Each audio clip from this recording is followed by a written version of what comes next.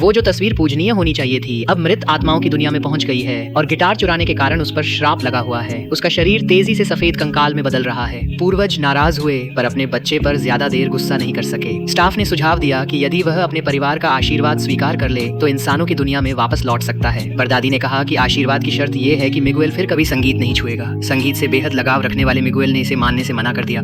जब परदादी अड़ी रही, मिगुएल ने सोचा कि अपने परदादा जो गायक देवता हैं की मदद लेना बेहतर है। इसी के जरिए वो इंसानों की दुनिया में लौट सकता था, इसलिए वो बाथरूम जाने का बहाना बनाकर भाग निकला।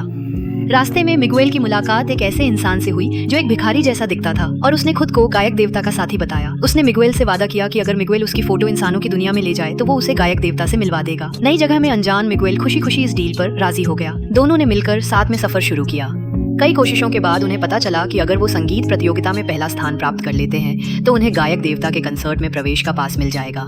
मिगुएल ने प्रतियोगिता में भाग लेने का निश्चय किया, लेकिन उसके पास गिटार नहीं था। तब भिखारी आत्मा उसे मृतकों की दुनिया की झुग्गियों में ले गया। वहाँ मिगुएल को पता चला कि मृतकों की गुणवत्ता उनके संस्मरण पर निर्भर करती है। जितने ज्यादा लोग उन्हें याद करते हैं उनकी दुनिया उतनी ही समृद्ध होती है, और जो मृतक कभी याद नहीं किए जाते वो इस भिखारी आत्मा जैसी स्थिति में आ जाते हैं। कंकाल झूले में लगभग गिरने की हालत में था और उसने अपने प्रिय मित्र से आखिरी गीत गाने की दरख्वास्त की। लगभग सभी युवा नेता को पहचानते हैं। उनकी आंखें जो हर रंग में बिखरी हैं। उनकी विरासत कुछ अनोखी होते हुए भी गर्व की प्रतीक है।